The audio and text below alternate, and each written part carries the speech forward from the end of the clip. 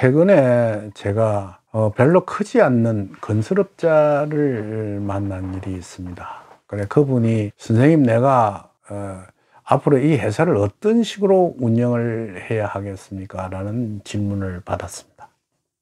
받았을 때 내가 그분한테 이야기했습니다.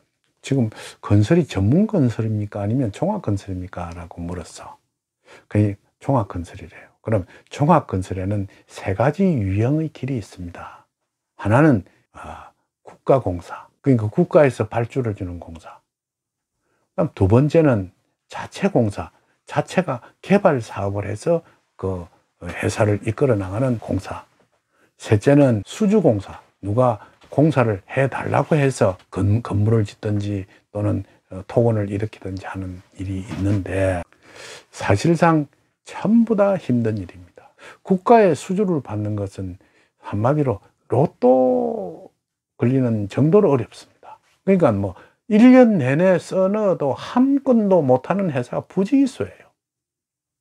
두 번째는 수주공사가 있는데, 개인이 하는 수주도 있고 회사가 하는 수주도 있고 이렇지만은, 그게 아주 어떨 때는 보면 너무 지나친 경쟁으로 인해서 별로 남지도 않는 공사를 하는 경우도 있습니다. 근데 그 공사를 하고 있는 도중에 또는 다 하고 난 후에 회사가 부도를 내버리는 경우도 있습니다. 돈도 다 받지도 못했는데. 그래서 막대한 손실을 보는 그런 수주공사도 있을 수가 있고, 자체 개발 사업을 하려고 하는 것도, 그게 상가라든지 아파트라든지 또는 뭐 어떤 테마파크라든지 이런 걸 본인이 이제 개발해서 내는 것이 있는데, 그것도 사실은 돈도 많이 들고 좋은 땅도 구입해야 되고, 그 현장 속에 설치되는 사람들이 뭐 좋게 이야기하면 아주 뭐랄까 모험을 즐기는 사람이고, 그 사람들이 잘못되면 사기꾼 소리도 듣고 하는 아주 괴상한 일 속에 이렇게 흘러가고 있는 것이죠 라고 웃어서, 제보고 선생님 어떻게 건설업에 대해서 그렇게 잘 소상하게 아십니까? 라는 이야기를 해요. 그러니까 내가 한다는 말이, 우리가 역경을 공부해서 사람들과 상담하려고 하면 어떤 분야든지 좀 알아야 합니다. 그런데 선생님 상을 보니까, 얼굴을 보니까 물이, 즉 수가 굉장히 본인한테 도움이 되는 그런 얼굴을 갖고 있습니다. 그래서 지금 현재 경자년, 작년 기해년, 경자년, 신축년, 이게 해자축 북방수인데, 코로나로 인해서 굉장히 힘들지만 선생님 별로 안 어려웠겠습니다 라는 이야기를 했어. 그게 웃더라고. 그러고 어떤 종류의 그 공사를 하십니까? 그러니까 자기가 몇 년 전부터 해양 수주를 받기 시작했다는 거예요. 그거 참 잘한 일입니다. 그런데 선생님은 서쪽하고 굉장히 인연이 있기 때문에 현재 동해안 쪽에만 집중하지 마시고 여수나 또는 완도라든지 서해안을 공략해 보도록 하십시오 라는 이야기를 했어. 우리가 그분이 그러면서 아주 긍정적인 생각을 하시더라고요. 제 말을 참 좋아했고, 그래서 내가 앞으로 그 계통에서는 1, 2를 다투는 그런 해양 프렌트라든지 해양 건설에 대한 수중공사 같은 것을 굉장히 개발하고 연구해 나가도록 하십시오. 그러면서 그분의 집도 방문해 보고 회사도 둘러봤습니다. 여러분 아셔야 될 게요, 지금 현재 건설업이라는 것이 굉장히 힘든 일입니다. 그게 보통 사람들이 해내는 일이 아니고, 보통 자칫 잘못 생각하면 옛날에 그냥 목수라든지 미장공들이 때로는 회사를 만들어가 성공한 사람도 있습니다. 근데 이제는 그렇지 않습니다. 이제 나라가 발달하고 이렇기 때문에 그 속에 확실한 기술과 기능을 가지고 자기만의 어떤 독자적인 기술을 가지고 건설업에 진출해야만이 성공하는 법이거든요. 그리고 종합건설회사가 메이저 건설회사가 되는 것은 정말 꿈꾸기도 힘든 정도로 힘든 것이 현실의 일입니다. 근데 그런 이야기를 했어요, 그분에게. 내가 집을 짓는데, 예를 들어서 3억짜리 정도 되는 집을 짓는 걸 메이저 건설회사에다가 맡기면서 이거 집 하나 지어 주십시오라고 이야기하면 6억 이상 달라 할 겁니다. 그런데 그냥 요 평건설회사 개인들이 하고 있는 종합건설에 맡기면 3억 이하도 지을 수가 있는 법이에요.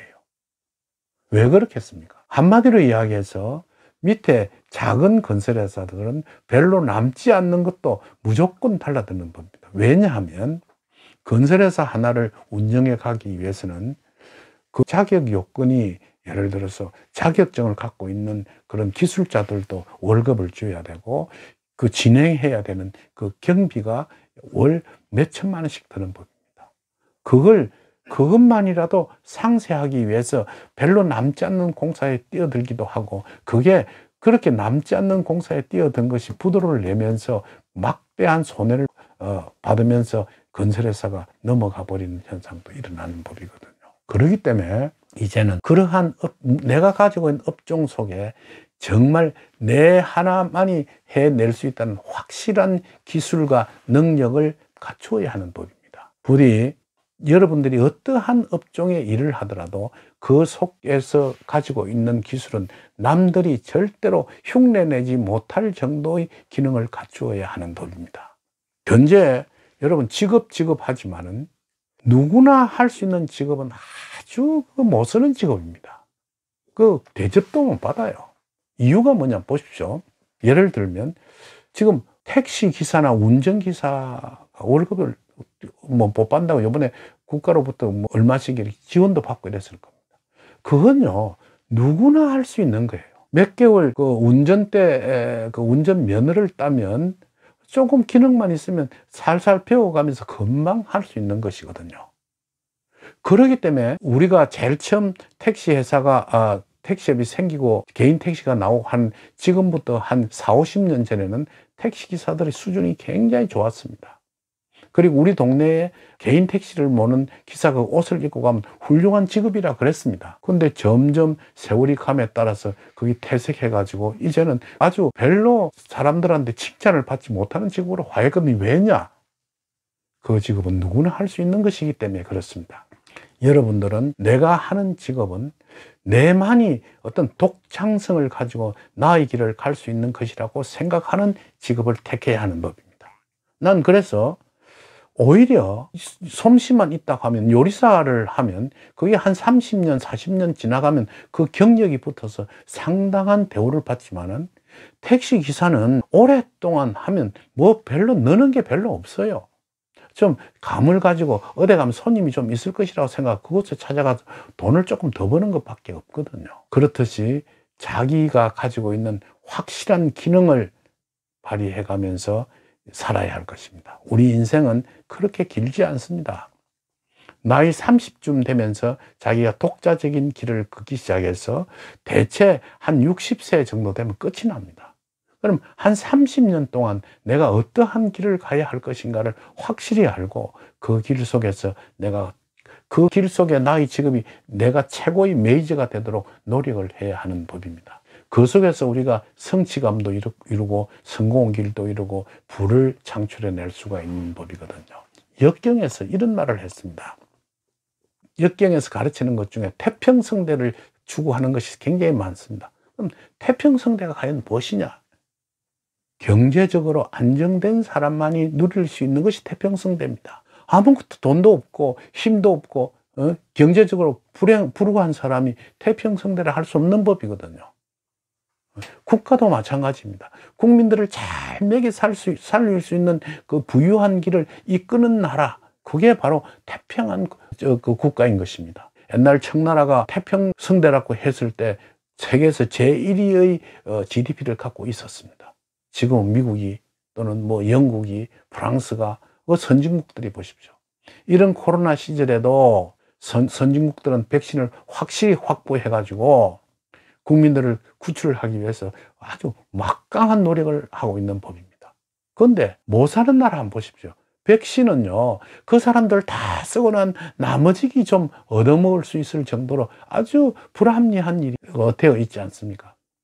WHO도 그 세계보건기구에서도 백신을 공평하게 나누자고 누누이 언론지상에 이야기를 해도 그건 그렇게 합시다 하면서도 유럽이라든지 미국이라든지 이런 나라는 자기 국민들을 위해서 먼저 선점해버리고, 우리나라도 백신이 늦게 들어온다고 야당에서 아우성을 치고 국민들이 그 불만을 가지고 있지 않습니까?